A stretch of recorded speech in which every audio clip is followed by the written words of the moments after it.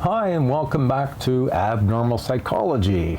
This chapter is on personality disorders. So let's go through a little scenario. Dave is known as a loner by his classmates.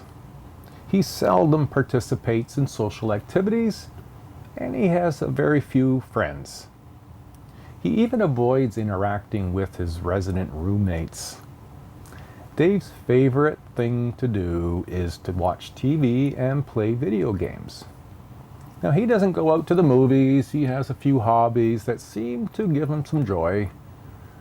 Even so, he does not appear lonely. His college major is forestry management and often goes out on outings that require long stays in provincial and national parks.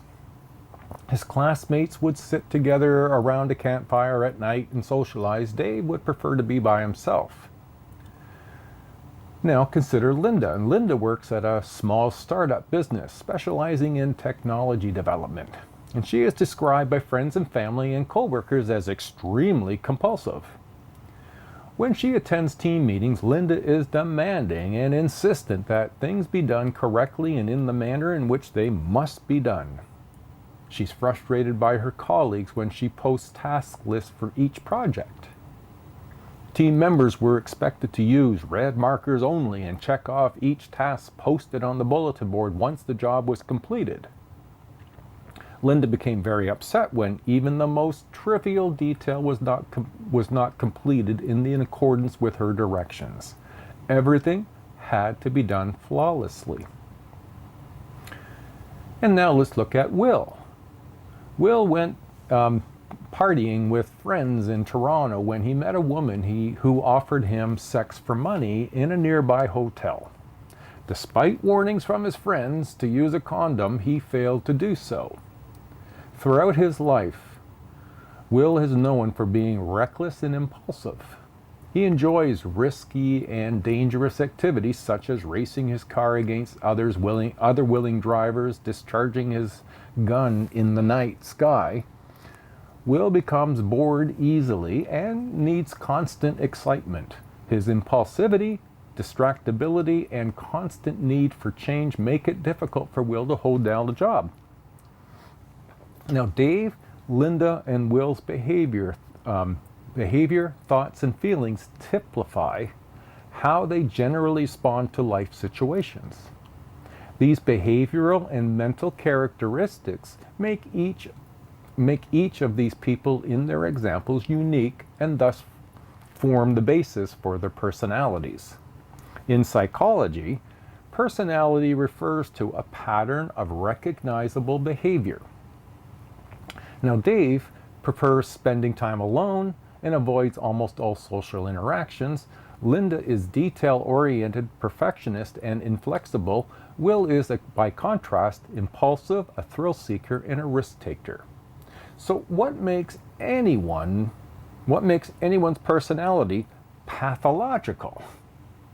Well, we can enjoy our own time alone. We may even like things to be orderly or in a desired way, and we might even like the odd adrenaline rush. Basically, we need to pay attention to the what makes behavior abnormal from Chapter 1.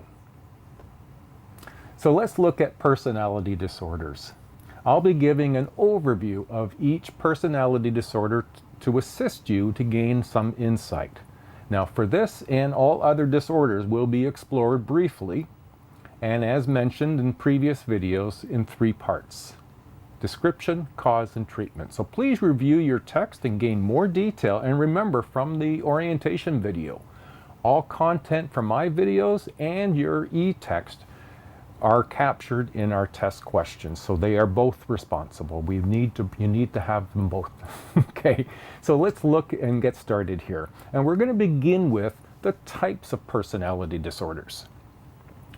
The DSM-5 tends to see people with personality disorders as having traits either as ego-syntonic, that is to say, as a natural part of their personality, or it's dystonic, ego dystonic, which is behavior as foreign or not a part of your identity. Maladaptive or rigid behavior patterns or personality traits that are associated with states of personal distress or impairment or impair the person's ability to function in social or occupational roles are called personality disorders. People with personality disorders do not generally recognize a need to change themselves.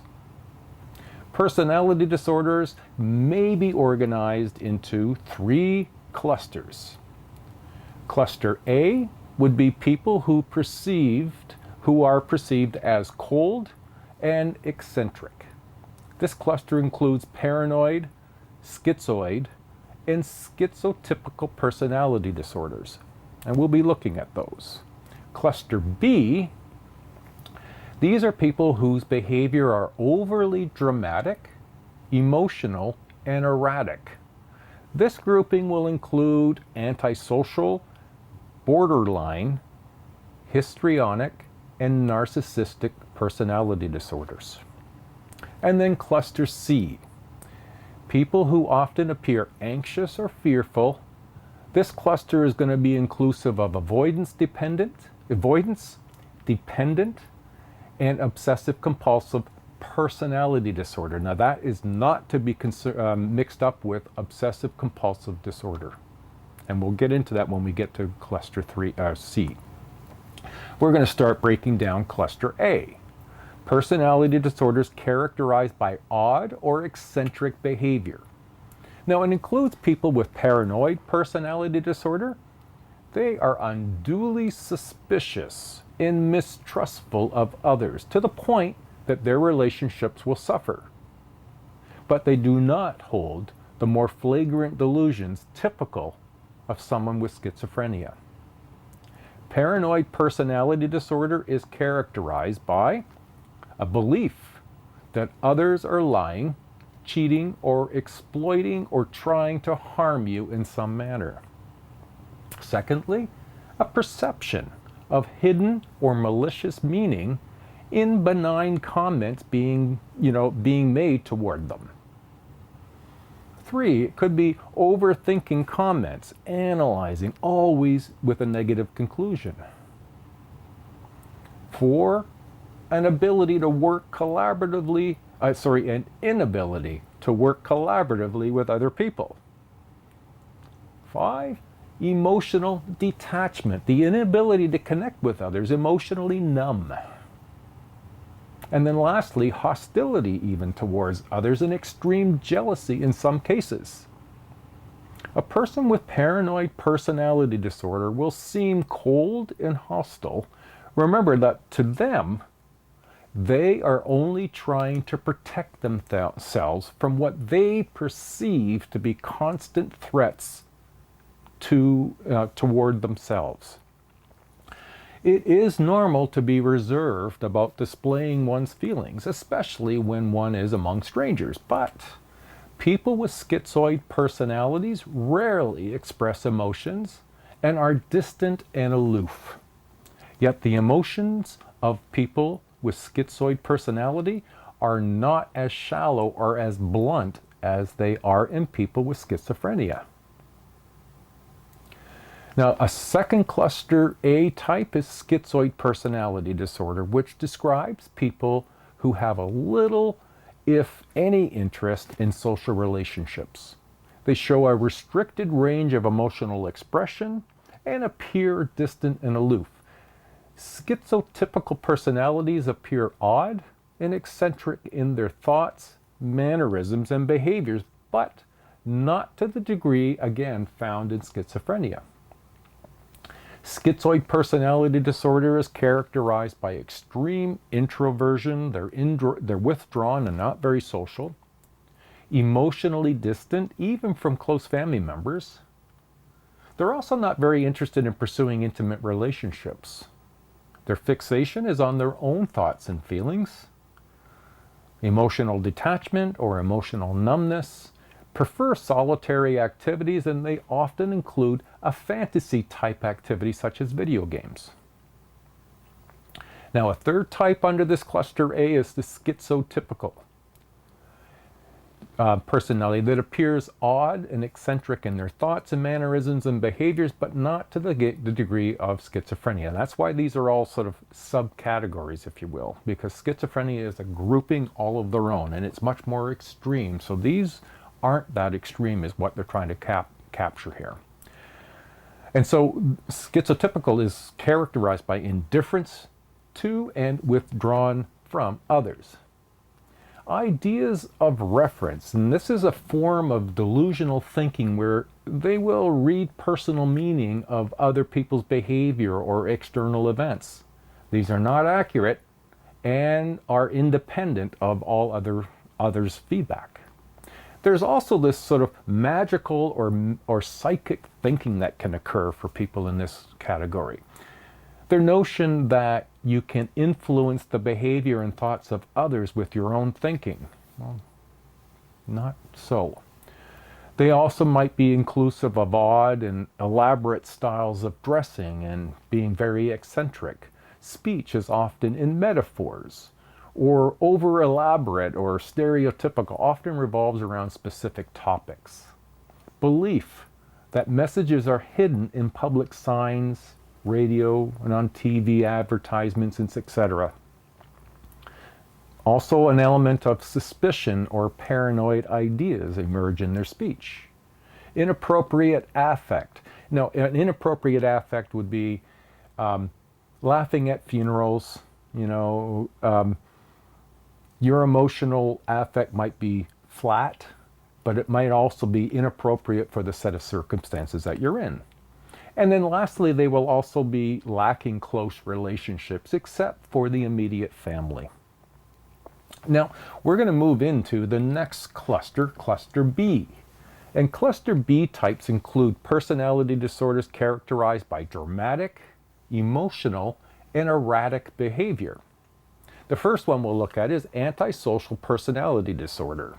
And it describes people who are persistently engaged in behavior that violates social norms and the rights of others, and who tend to show no remorse for their misdeeds.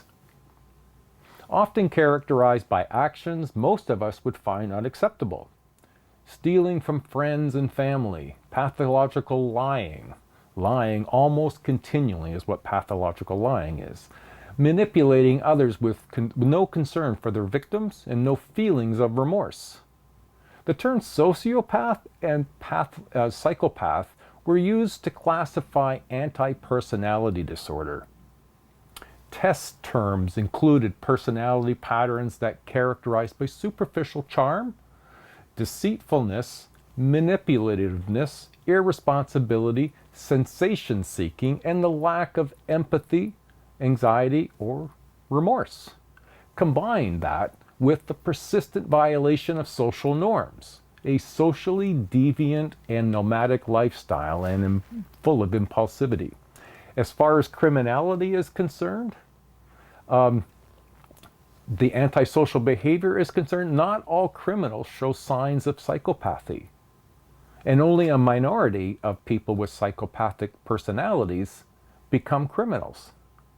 Many psychopaths are law-abiding and quite successful in their chosen occupations, yet they possess personality style characterized by callous disregard for the interest and the feelings of others.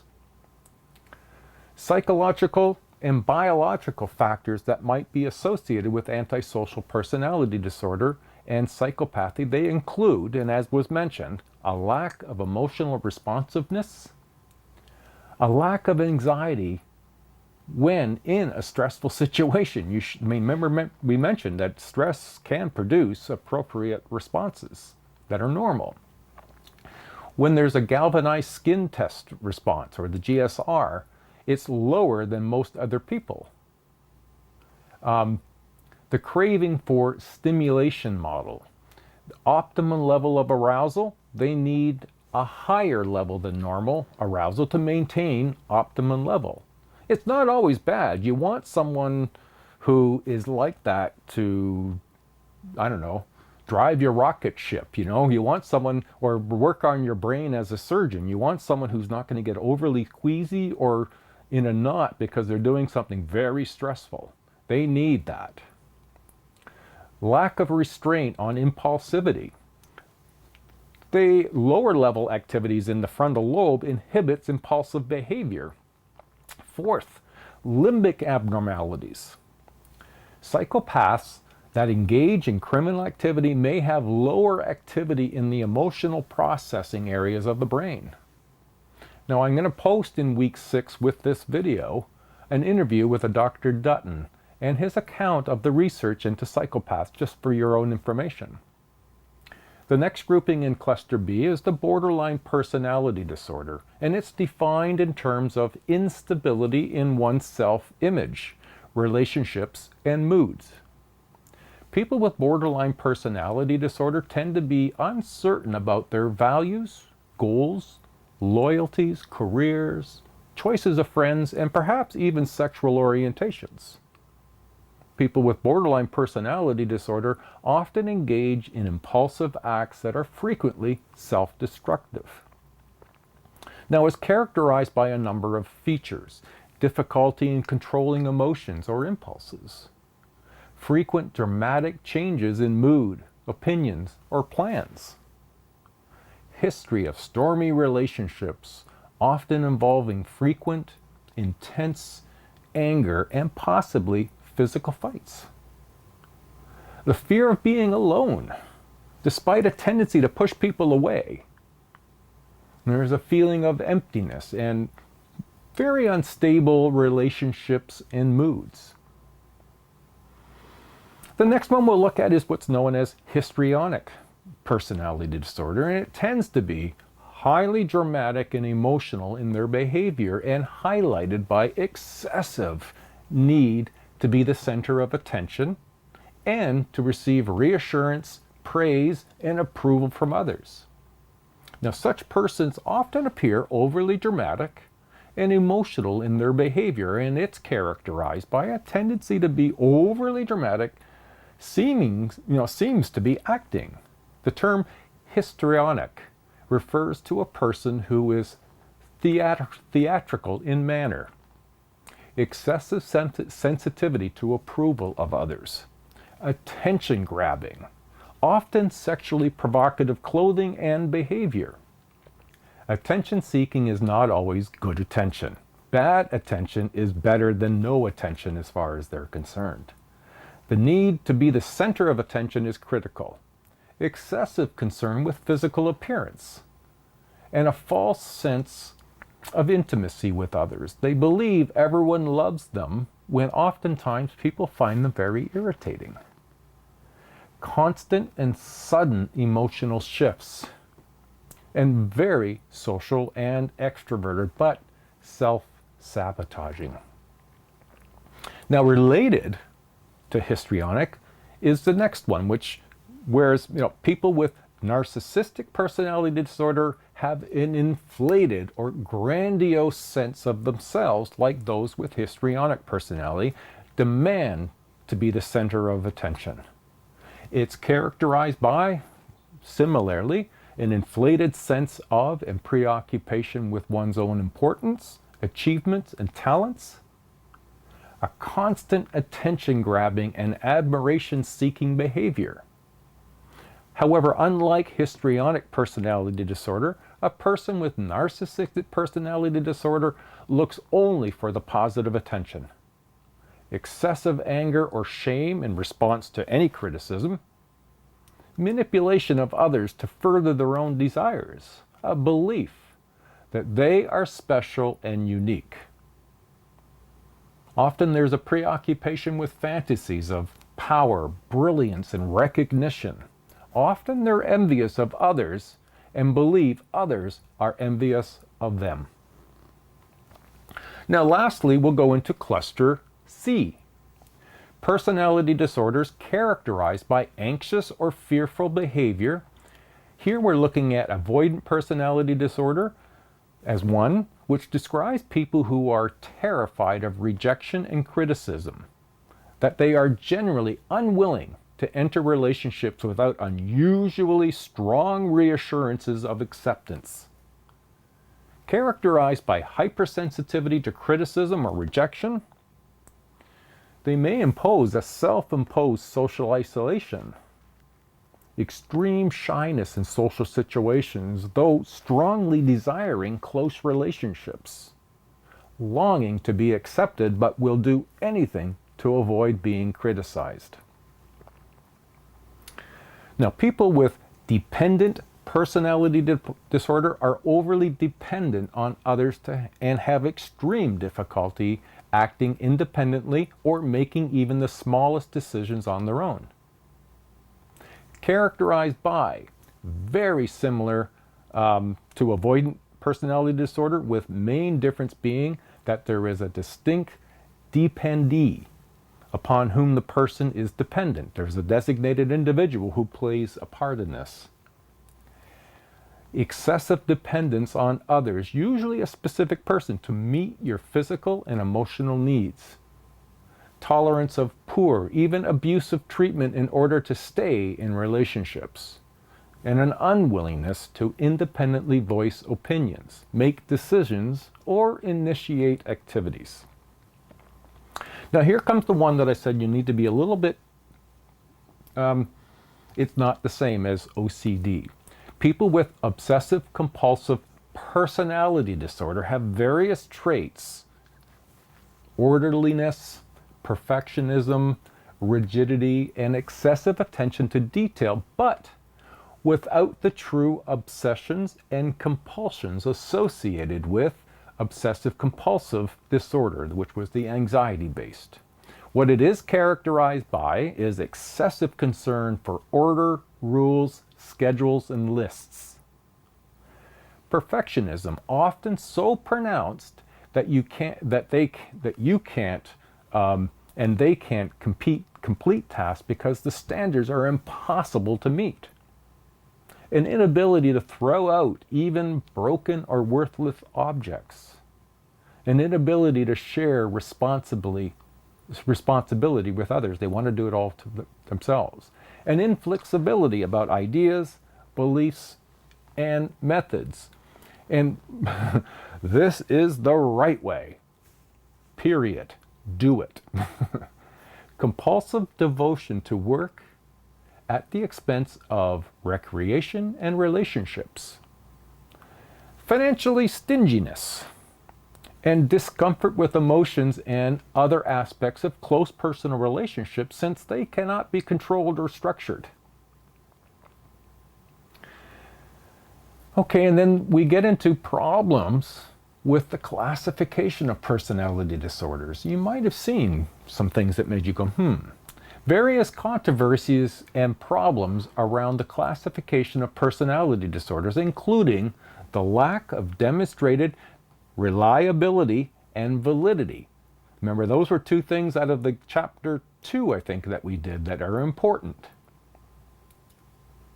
Too much overlapping among categories is another issue, and a difficulty in distinguishing between variations in normal behavior and abnormal behavior, underlying sexist bias in certain categories, and confusion of labels with explanations can all be why this is a difficult grouping of personality disorder. To address the problem of overlap of diagnosis, the DSM-5 proposed a research model for personality disorder diagnosis and conceptualization. This model emphasized functional impairments in personality and traits with an underlying pathology. 6 personality disorders are derived from the model and include antisocial, avoidant, borderline, narcissistic, obsessive-compulsive, and schizotypical personality disorders. Since the model included both traits and disorders, it would allow a clinician to take into account the antisocial traits of a person without diagnosing them with an avoidant personality disorder. All right, so now that's the end of the part 1. We're going to jump into part 2, looking at the theoretical perspectives in the next video. All right, everyone, see you in part 2.